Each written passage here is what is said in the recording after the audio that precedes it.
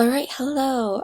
This is a quick video tutorial just to get you familiar with Google Meets, which is just a program that allows people to meet virtually through Google. As I said in my email yesterday, we will not be using Zoom anymore because Google Meets is supported by the District Technology Department.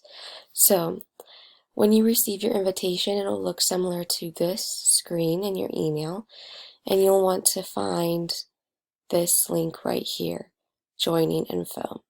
So when you want to join, you'll click on this link.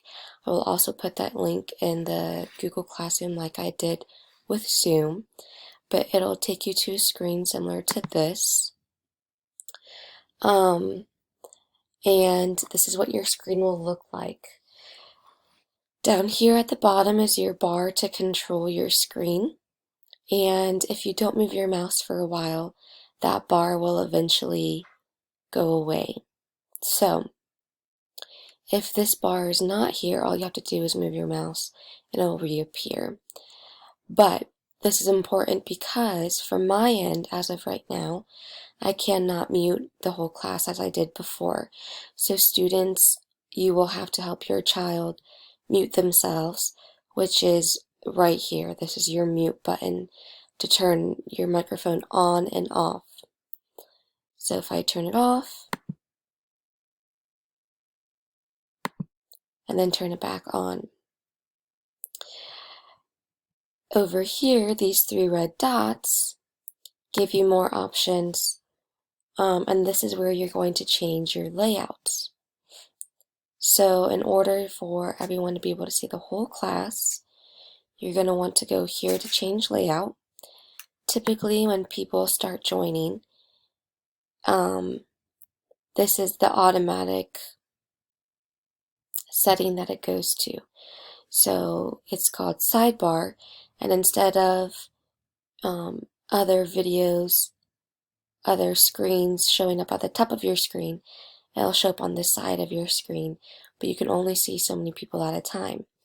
And then the main screen is the speaker. Spotlight highlights just the speaker, and then tiled is what is called in the Google Meets instead of the grid view. So you'll want to have the tiled view, and then once people start joining, it'll show up and each person will be able to be seen. Now, something that's important is that in the tiled view, right now, only 3 screens or 4 screens are able to be seen at once. So, in the email that I'm sending you,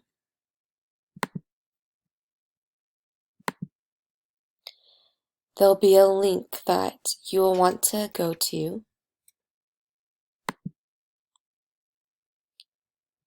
And instead of remove from Chrome, it'll say download to Chrome or something similar to that. But basically that allows Google Meets to have a screen similar to this one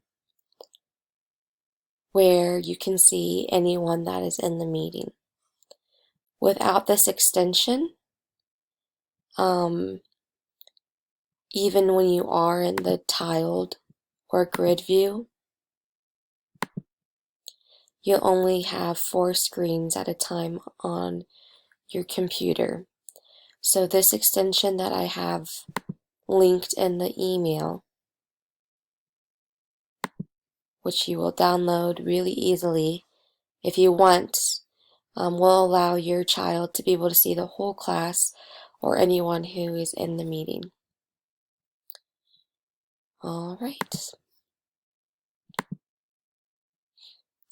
These things up here are just very simple.